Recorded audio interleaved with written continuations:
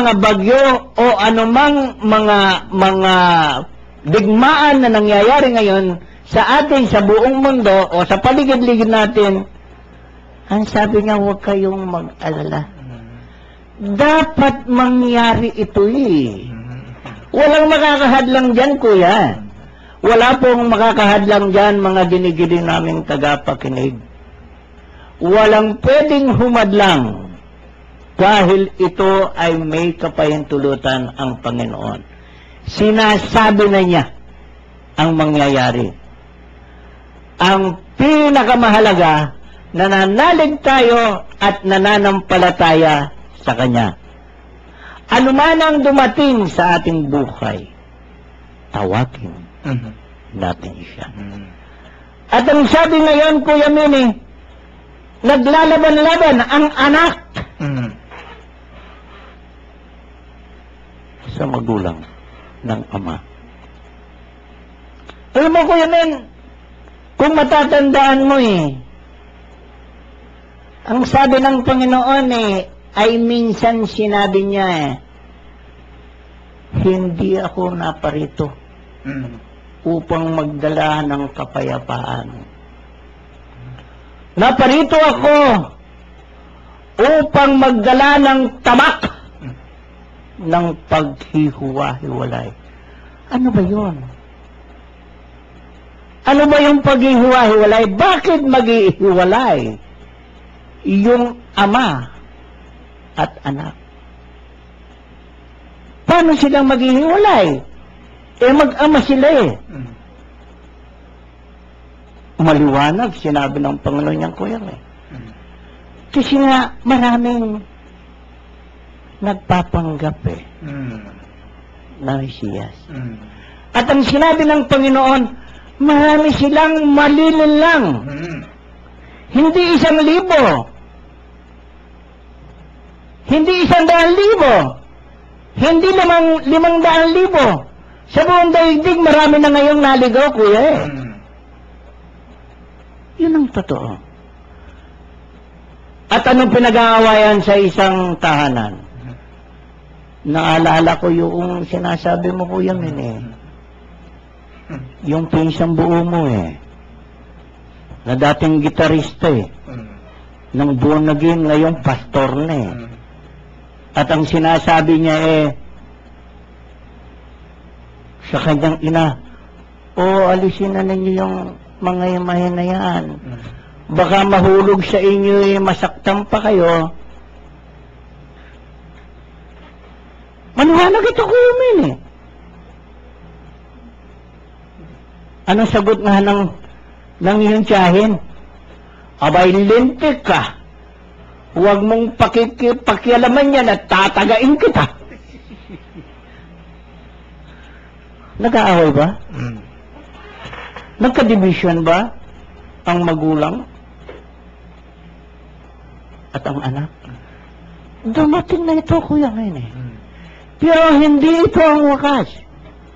Pero madaling sinabi niya, Kuya Min, na ang mga kahirapan ay mararanasan natin. Pero anong sabi niya? Dadanas tayo ng kahirapan, dadanas tayo ng pag-torture, dadanas tayo ng pag-iwahiwalay. Pero anong sabi niya ba ng huli? Ang manatili hanggang wakas ay siyang maliligtas. Saan mananatili? Sa mundong ito? Sa buhay na ito? Sa iglesyang tinayo niya. Meron siyang iglesyang itinayo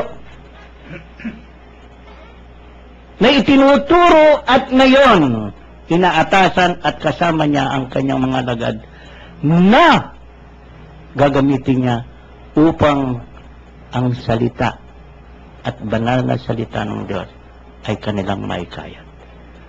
Pero kasabay nito, maraming lilitaw nagagaya sa kanila. Kaya nga, mariin pong sinabi, mga ginigiling naming tagapakinig, ang manatili hanggang wakas na nasa iglesyang itinayo ng Panginoon ang siyang maliligtas. mariin po niya sinabi yan.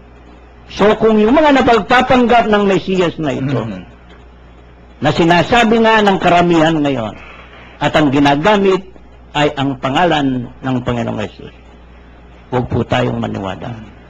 Marami na silang nailigaw. Sana hindi tayo isa sa mga maliligaw nila.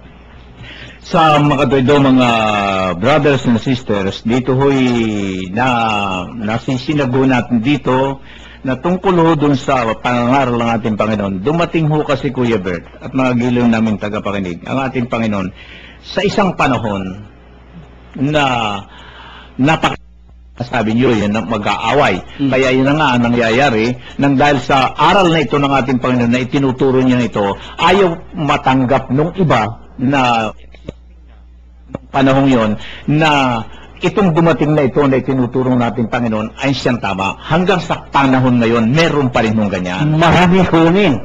Lalo ng marami ngayon. Parang yung dating niya, hindi kapayapa kundi pag-aaway-away. Nag-away-away dahil sa kanya. Sabi na niya, ang dala ko'y tabak. Hindi kapayapaan. Pagkabahabahagi ang ginamit pa niya. Pagkabahabahagi. Paano mababahagi? Ang sinasabing kong mababahagi ay yung maliit na simbahan. Yung pamilya. Yung pamilya. Magkakalaban-laban. Magkakaroon ng kuro-kuro o paglalaban-laban sa pananampalataya nila. Ito ang tunay na dahilan, kuya. Katulad nga ng in-example ko sa iyo kanina, yung tiyahin mo. Kahit na anong gawin ikaw nga mismo, kuya, sinasabi mo nga idol yung pinsan mo, siya lang mag-isa, pero halos ng kanyang mga kapatid na ibang pinsan mo, na kapatid ng pinsan mo ngayon, ay hindi madala. Ang kalapastangan ng walang pangalawa. Ito ho, makukuha pa natin ho ito. Makikita ninyo ang kalapastangan ng walang pangalawa na nakatayo sa dakong di dapat lagyan ito. Unawain ito ng bumabasa. At kung ito'y mangyari na, dapat nang tumakas sa kabundukan ng mga nasa Judea. Ang nasa kabubungan ay huwag nang mag-aabala pang bumaba upang kumuha ng kahit ano sa kanyang bahay. At ang nasa bukid ay huwag nang umuwi pa upang kumuha ng balabal. Kawawa ang nagdadalang tao at ang nagpapasuso sa mga araw na iyon. Ipanalangin ninyo na huwag mangyari ang mga bagay na ito sa panahon ng taglamig, sapagkat sa panahong iyon, ang mga tao'y magdaranas ng napakalaking kapighatian, hindi pa nararanasan mula ng likhain ng Diyos ang sanlibutan, at hindi na mararanasan pa kahit kailan. At kung hindi paikli ng Diyos ang panahong iyon, walang maliligtas, ngunit alang-alang sa kanyang mga hinirang, paikli niya yon. Kung may magsabi sa inyo, naririto ang Mesiyas o naririyan siya, huwag kayong maniniwala, sapagkat may mga magpapanggap na Mesiyas at may magpapanggap na propeta, at magpapakita sila ng mga tanda at mga kababalaghan upang iligaw, kung maaari, pati ang mga hinirang ng Diyos. Kaya't mag-ingat kayo, ipinagpapaon ako nang sabihin sa inyo ang lahat ng ito. Ito na nga ho. Kuya Bert, napakasimple lang ho.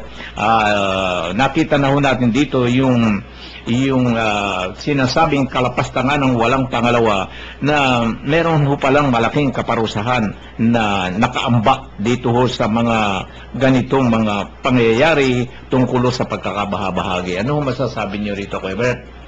Katulad nga ng sinabi mo, Kuya Men, halos nandoon na no?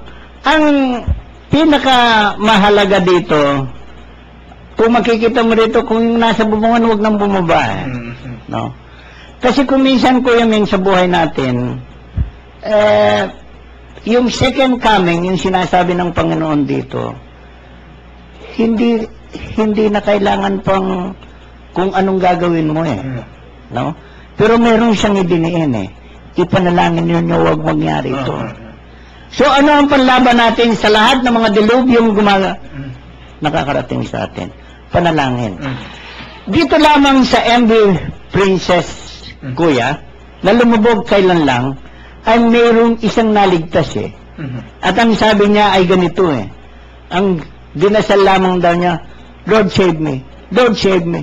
Wala siyang maraming dasal eh. Lord save me. Nakaligtas siya. So, ang ibig ko sabihin, mga